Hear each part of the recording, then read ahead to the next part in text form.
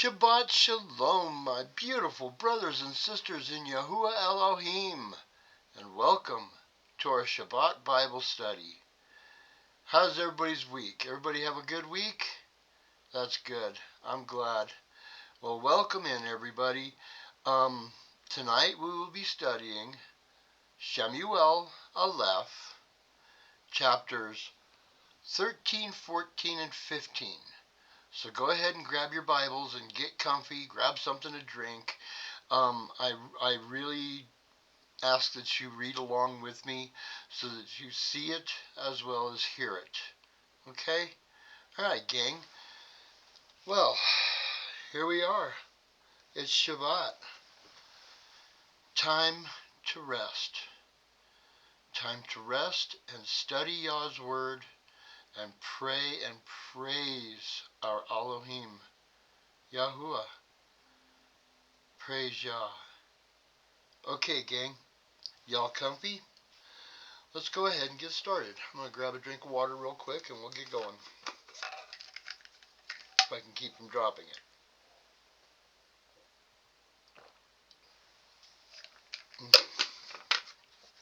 Sometimes my old hands don't work very good holding on to stuff like that. Yeah. Okay. Shemu'el Aleph, which is 1 Samuel, chapter 13. Shaul was ... years old when he began to reign, and when he had reigned 2 years over Yisrael. Okay, ... Not too sure about how old Shaul was. I've heard it say that he was 30 years old. Sure doesn't say here, but we'll just leave it at ... for now. Verse 2. Shaul chose for himself 3,000 men of Yisrael, and 2,000 were with Shaul in Michmash, and in the mountains of Bethel, and 1,000 were with Jonathan in Gibeah of Benjamin, and the rest of the people he sent away, each to his tent. And Jonathan struck the watchpost of the Philistines that was in Geba, and the Philistines heard of it. And Shaul blew with the shofar throughout all the land, saying, Let the Hebrews hear. And all Yisrael heard the news that Shaul had stricken a watchpost of the Philistines, and also that Yisrael had become a stench to the Philistines. And the people were summoned to Shaul at Gilgal. And the Philistines gathered to fight Yisrael, 30,000 chariots and 6,000 horsemen, and people as numerous as the sand on the seashore. And they came up and encamped in Michmash, east of Beth Aven. And the men of Yisrael saw that they were in trouble, for the people were distressed, and the people hid in caves, and in thorny bushes, and in rocks, and in holes, and in pits. They saw that they were way outnumbered and got scared. Verse 7. And some Hebrews passed over the Jordan to the land of Gad and Gilead, and Shaul was still in Gilgal, and all the people followed him, trembling. And he waited for 7 days, according to the appointed time, with Shemuel. But Shemuel did not come to Gilgal, and the people were scattered from him. They were scared. Shemuel hadn't shown up, and Shaul was stressing. Verse 9. And Shaul said, Bring an ascending offering and a peace offerings here to me. And he offered the ascending offerings. He just took it upon himself to play priest and to do an offering to Yah. That's not going to go over real well. Shemuel is the high priest. Verse 10. And it came to be, As he had finished offering the ascending offering, look, Shemuel came, and Shaul went out to meet him, to bless him. Then Shemuel said, "What have you done?" And Shaul said, "Because I saw that the people were scattered from me, and that you did not come within the days appointed, and that the Philistines gathered at Michmash. So I said, the Philistines are going to come down on me at Gilgal, and I have not appeased the face of Yahuwah. So I felt compelled and offered an ascending offering." And Shemuel said to Shaul, "You have been foolish. You have not guarded the command of Yahuwah your Elohim, which he commanded you. For now Yahuwah will have established your reign over Israel forever." If you'd have listened to what he said, you'd have been king forever. Verse 14, "But now your reign is not going to stand. Yahuwah shall seek for himself a man after his own heart, and Yahuwah shall command him to be leader over his people, because you have not guarded what Yahuwah commanded you." So Shemuel is telling him, dude, you blew it. Now you ain't going to be king no more. You're going to get 86th. Verse 15, "And Shemuel arose and went up from Gilgal to Gibeah of Benjamin. And Shaul mustered the people who were present with him, about 600 men." So he's taking 600 men into battle against tens of thousands. Verse 16, "And Shaul and Jonathan his son, and the people who were present with him remained in Gibeah of Benjamin, while the Philistines camped at Michmash. And from the camp of the Philistine raiders went out in 3 companies. The one company turned the way that leads to Ophrah, to the land of Shaul. And another company turned toward the way of Beth Horon. And another company turned toward the way of the border that overlooks the valley of Tabom, toward the wilderness. Now no blacksmith could be found in all the land of Israel, for the Philistines said, lest the Hebrews make swords or spears. And all Israel went down to the Philistines, each one to sharpen his plowshares, and his mattocks, and his axe, and his sickle." So they had to go find somebody to sharpen up their farm tools, because none of them have any swords. Verse 21, "And the charge was a pim for the plowshares, and the mattocks, and the forks, and the axes, and to set the points of the goads." So a pim was like a tenth of a piece of silver or something like that. I'm not exactly sure, but I think it was like a tenth of a shekel. So, verse 22, "And it came to be on the day of battle that there was neither sword nor spear found in the hand of any of the people who were with Shaul and Jonathan, but they were found with Shaul and Jonathan his son. And the outpost of the Philistines went out to the pass of Michmash." Chapter 14. "And it came to be one day that Jonathan son of Shaul said to the young man who bore his armor, 'Come, and let us go over to the outpost of the Philistines, which is on the other side.' But he did not inform his father. And Shaul remained at the outskirts of Gibeah, under a pomegranate tree at Migron, and the people who were with him were about 600 men. And Ahiah, son of Ahiatub, Ichabod's brother, son of Phinehas, son of Eli, the priest of Yahuwah in Shiloh, was wearing a shoulder garment, and the people did not know that Jonathan had gone.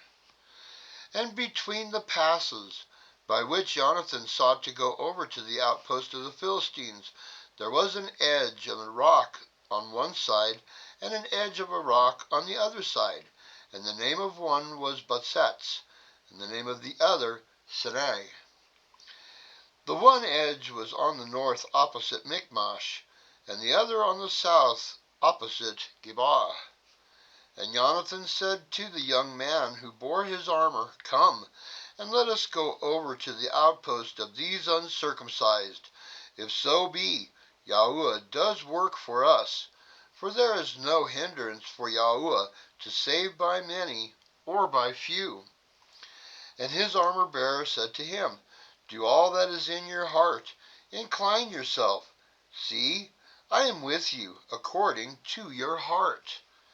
And Jonathan said, See, we are passing over to the men, and show ourselves to them. If they say to us, Wait until we come to you, then we shall stand still in our place and not go up to them. But if they say this, Come up to us, then we shall go up, for Yahuwah has given them into our hand, and this is the sign to us. And both of them disclosed themselves to the outpost of the Philistines. And the Philistines said, See, the Hebrews are coming out of the holes where they have hidden. And the men of the outpost called to Jonathan and his armor-bearer, and said, Come up to us, and let us teach you a lesson. Then Jonathan said to his armor-bearer, Come up after me, for Yahuwah has given them into the hand of Yisrael. And Jonathan climbed up on his hands and knees, with his armor-bearer after him.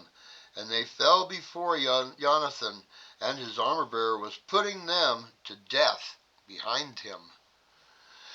And the first smiting which Jonathan and his armor-bearer struck was about 20 men, in about half an acre of land. So they killed 20 guys in a half acre. They just went to town. Verse 15, And there was trembling in the camp in the field, and among all the people. The outpost and the raiders also trembled, and the ground shook, and it became a trembling of Elohim. And the watchmen of Shaul and Gibeah of Benjamin looked and saw the crowd melting away, and they went here and there. And Shaul said to the people who were with him, Please, inspect and see who has gone from us. So they inspected and saw that Jonathan and his armor-bearer were missing. So there was a bunch of chaos on the other side of the valley, and Shaul was like, Who's doing all that over there? Verse 18, And Shaul said to Ahiah, Bring the ark of Elohim here, for the ark of Elohim was with the children of Israel on that day. And it came to be, while Shaul talked to the priest, that the noise which was in the camp of the Philistines went on, and became great. So Shaul said to the priest, Withdraw your hand. And Shaul was called, and all the people who were with him, and they went up to the battle.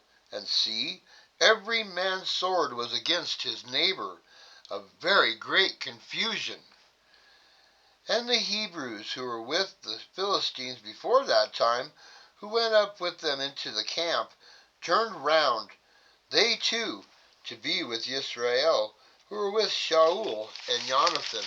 Sounds like a lot of chaos going on in the Philistine camp. They're all killing each other. Verse 22, And all the men of Israel who had hidden in the mountains of Ephraim heard that the Philistines fled, and they also pursued them in the battle. Thus Yahuwah saved Israel that day, and the battle passed over to Beth Aven. So when Jonathan and his armor-bearer went over there, and they attacked those guys, Yahuwah caused great confusion in the camp of the Philistines, and everybody started killing everybody else. And the children of Israel that were with them over there, they fled and joined up with Shaul. Verse 24, And the men of Israel were distressed that day, for Shaul had placed the people under oath, saying, Cursed be the man who eats food until evening, and I have taken revenge on my enemies. Therefore none of the people tasted food. And all they of the land came into the woods, and there was honey on the ground. And the people came into the woods and saw the honey dripping, but no one put his hand to his mouth, for the people feared the oath. But Jonathan had not heard that his father had taken an oath of the people, and he stretched out the end of his rod that was in his hand, and dipped it in a honeycomb, and put his hand to his mouth, and his eyes lit up. He was refreshed because he had eaten something. Verse 28, Then one of the people said, Your father strictly took an oath of the people, saying, Cursed be the man who eats food today. And the people were weary. And Jonathan said, My father has troubled the land. Now see how my eyes lit up when I tasted a little of this honey? How much better if the people had well eaten today of the spoil of their enemies which they found. For then would not the slaughter among the Philistines have been greater. If they'd have had energy to run on, it would have been a better battle and it would have been a greater defeat. Verse 31, And they struck the Philistines that day from Michmash to Ailon. So the people were very weary. They were hungry and tired and pretty much wasted. Verse 32, And the people pounced on the spoil, and took sheep, and cattle, and calves, and slew them on the ground, and the people ate with the blood. Uh-oh, they're eating the blood. Remember, we went over all that. We're not supposed to drink the blood. Oh, because the blood is life. Not supposed to do that. Verse 33, And they told Shemu'el, saying, Look, the people are sinning against Yahuwah by eating with the blood. And he said, You have acted treacherously. Roll a large stone to me today. And Shemu'el said, Scatter among the people, and say to them, Each one bring his ox near to me, and each one his sheep, and you shall slay them here and eat. And do not sin against Yahuwah by eating with the blood. So every one of the people brought his ox with him that night, and slew it there. And Shaul built a slaughter place to Yahuwah. It was the first slaughter place he built to Yahuwah. And Shaul said, Let us go down after the Philistines by night, and plunder them until the morning light, and do not leave a man of them. And they said, Do whatever seems good to you. But the priest said, Let us draw near to Elohim here. And Shaul asked of Elohim, Should I go down after the Philistines? Do you give them into the hand of Israel? But he did not answer him that day. And Shaul said, Come over here, and you chiefs of the people, and know and see what this sin was today. For as Yahuwah lives, who saves Israel, though it be in Jonathan my son, he shall certainly die. But not one among all the people answered him. And he said to Israel, You be on one side, and my son Jonathan and I be on the other side. And the people said to Shaul, Do what seems good to you. Then Shaul said to Yahuwah, Elohim of Israel, Give a perfect lot. And Shaul and Jonathan were taken, but the people escaped. And Shaul said, Cast lots between my son Jonathan and me. And Jonathan was taken. Shaul then said to Jonathan, Explain to me what you have done. And Jonathan explained to him and said, I only tasted a little honey with the end of the rod that was in my hand. See, let me die. And Shaul answered, Elohim did so and more also, for you certainly shall certainly die, Jonathan. But the people said to Shaul, Should Jonathan die, who has wrought this great salvation in Israel? Far be it. And Yahuwah lives, not one hair of his head fall to the ground, for he has wrought with Elohim this day. Thus the people ransomed Jonathan and he did not die. And Shaul returned from pursuing the Philistines, and the Philistines went to their own place. And Shaul took the reign over Israel, and fought against all his enemies round about, against Moab, and against the children of Ammon, and against Edom, and against the sovereign of Tisbah, and against the Philistines. And wherever he turned, he inflicted punishment.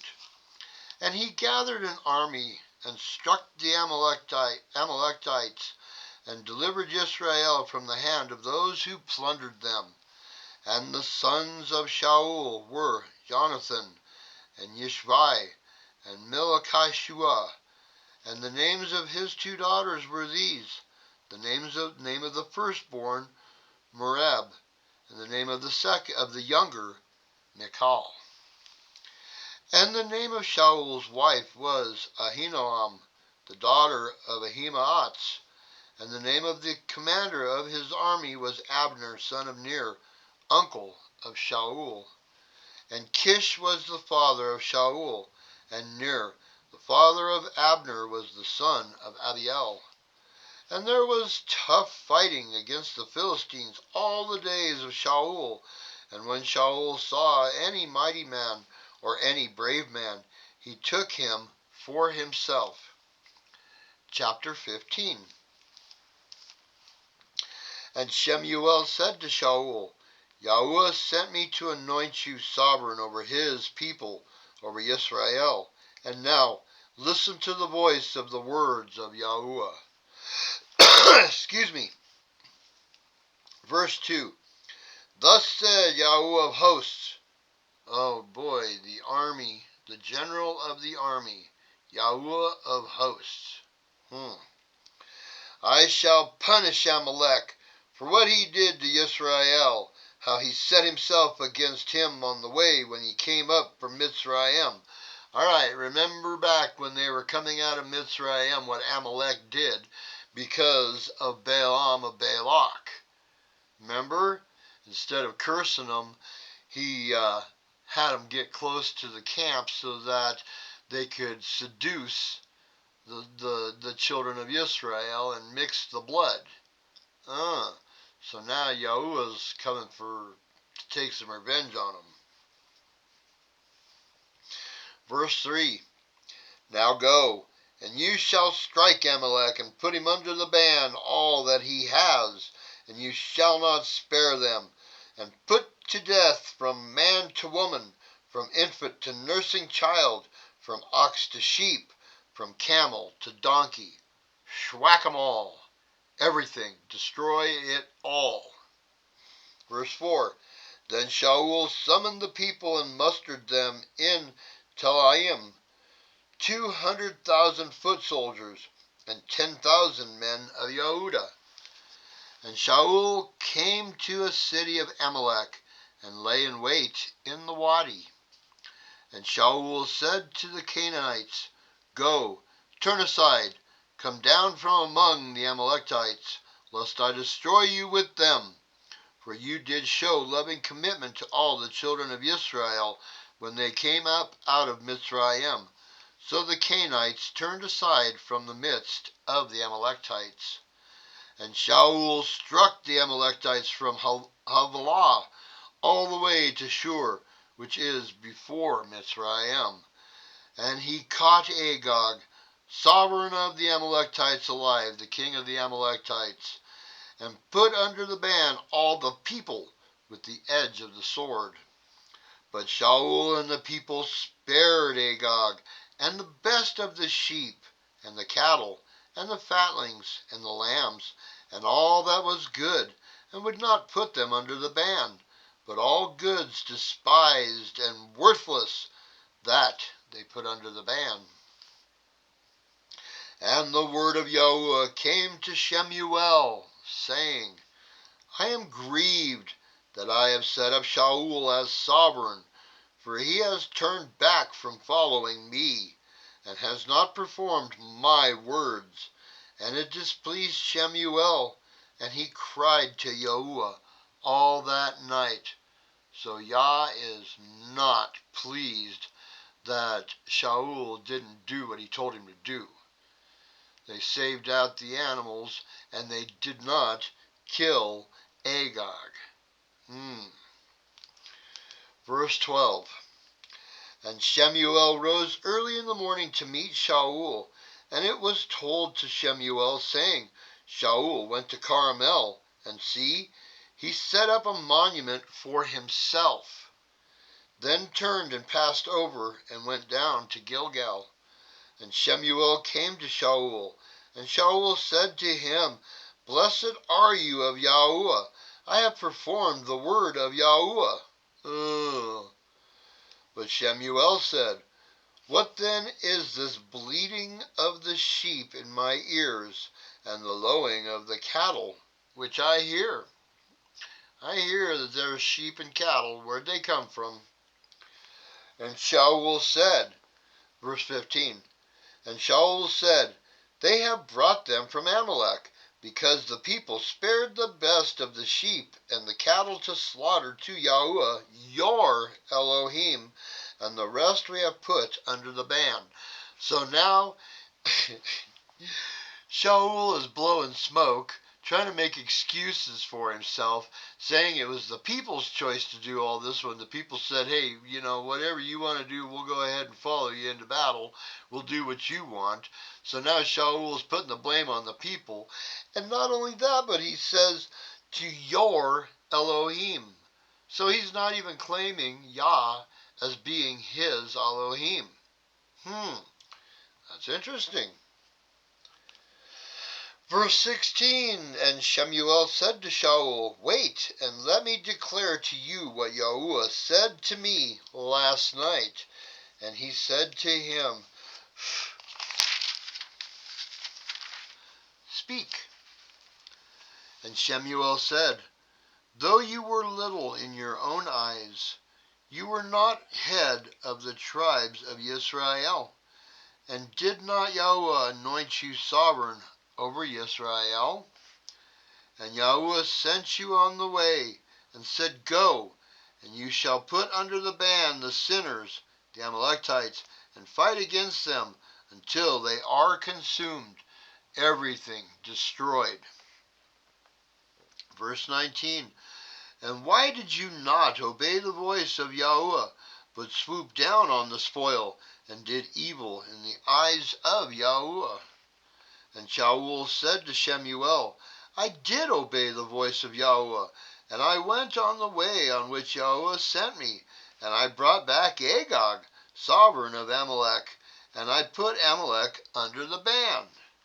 But the people took of the spoil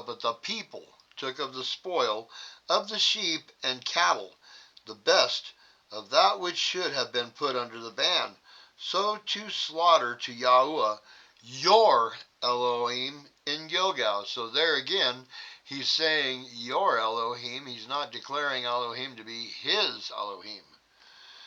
Verse 22, Then Shemuel said, Does Yahuwah delight in ascending offerings and slaughterings, as in obeying the voice of Yahuwah? Look, to obey is better than a slaughtering, to heed is better than the fat of rams. For rebellion is as the sin of divination, and stubbornness is as wickedness and idolatry. Because you have rejected the word of Yahuwah, he also does reject you as sovereign. You're done. Yahuwah says you're fired. Verse 24, And Shaul said to Shemuel, I have sinned, for I have transgressed the mouth of Yahuwah and your words, because I feared the people and listened to their voice. You might want to take a pen and underline that where he says, I have sinned, for I have transgressed the mouth of Yahuwah. What is transgression? Let's do a little reminder here, okay? Let's flip over to 1 John 3:4, okay? Hold your place here, and let's flip over to 1 John 3:4. Whoops, there I go, hitting the mic. All right, 1 John 3:4. Dang it, I hit the mic again. Alright. See if I can hit it a third time. That's awesome. I keep hitting the mic. Alright. 1 John 3:4. There we go. It's on page 1192 if you're in the scriptures. Okay? 1 John chapter 3, verse 4. Everyone doing sin also does lawlessness, and sin is lawlessness. So, as you can see, Shaul, he's admitting that he sinned. He transgressed the mouth of Yahuwah. But he's not even declaring Yahuwah as being his Elohim. So, if he hasn't accepted Yahuwah, that's not much of a servant. Alright, let's continue on. Verse 25. Chapter 15, verse 25. And now, please pardon my sin, and return with me, and let me bow myself to Yahuwah. So, Shemuel, please just take me up over there and, forgive me for what I've done.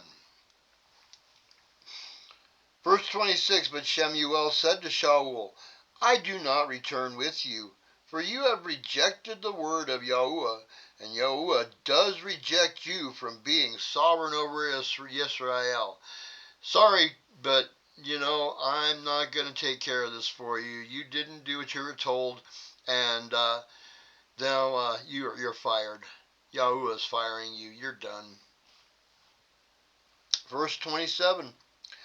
And as Shemuel turned around to go away, Shaul took hold of the edge of his robe and tore it. And Shemuel said to him, Yahuwah has torn the reign of Israel from you today, and has given it to a neighbor of yours, better than you. Moreover, the eminence of Israel does not lie or relent, for he is not a man that he should relent.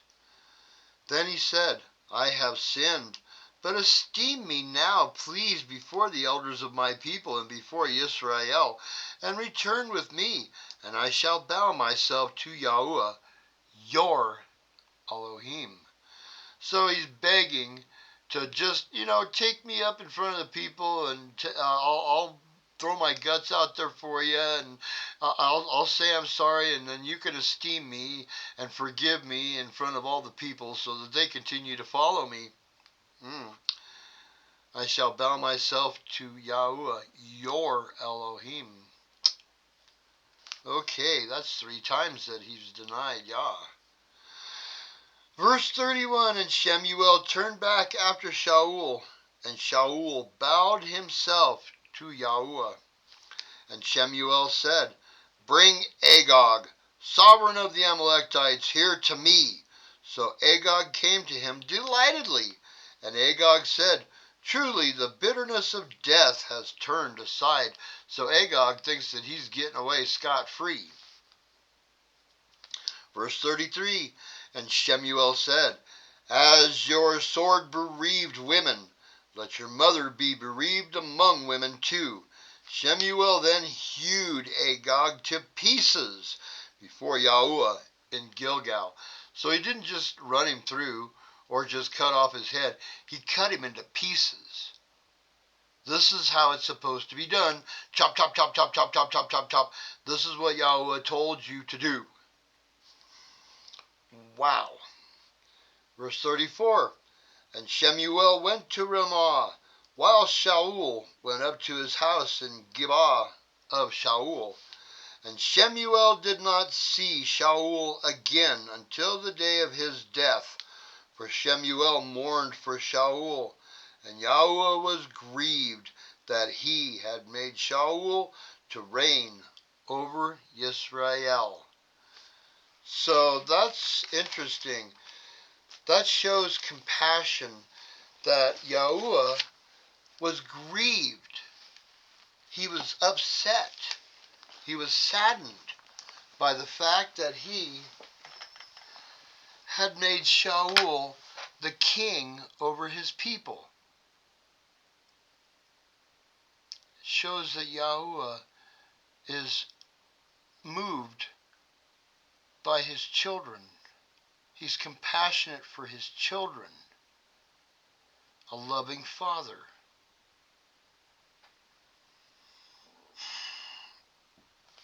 We talked about when we very first started the Bible, how this was the most beautiful love story between a father and his children ever written. And you can see how Yah has compassion for his children.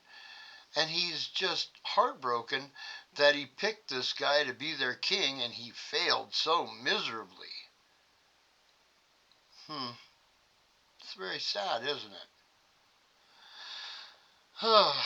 Well, you know, as being parents, I'm sure we've all felt the same for our children. You know, you feel grieved by them. When they do bad things, you have to correct them.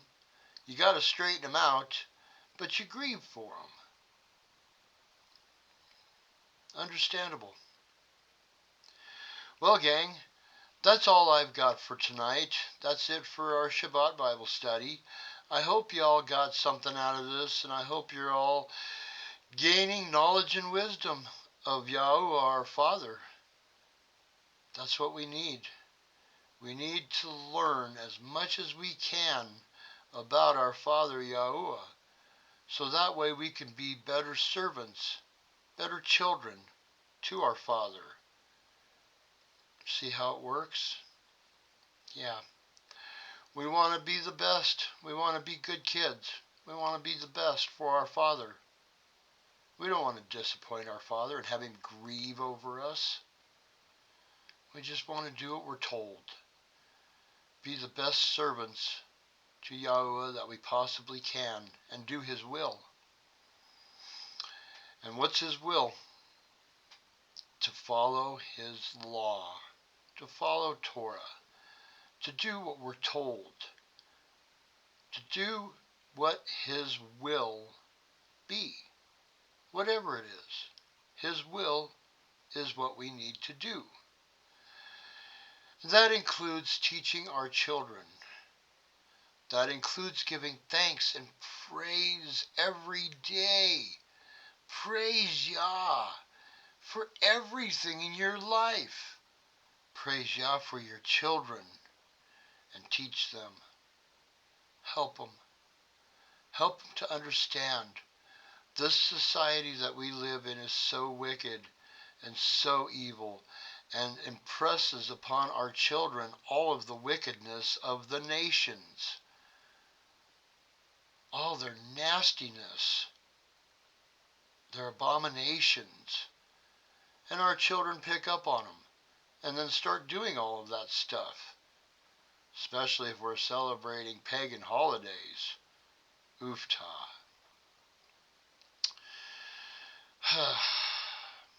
Well, y'all have a great Shabbat.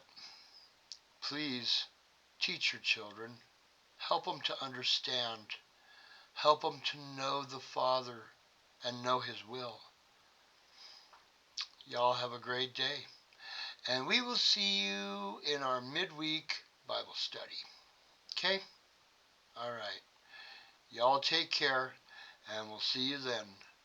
Shabbat Shalom.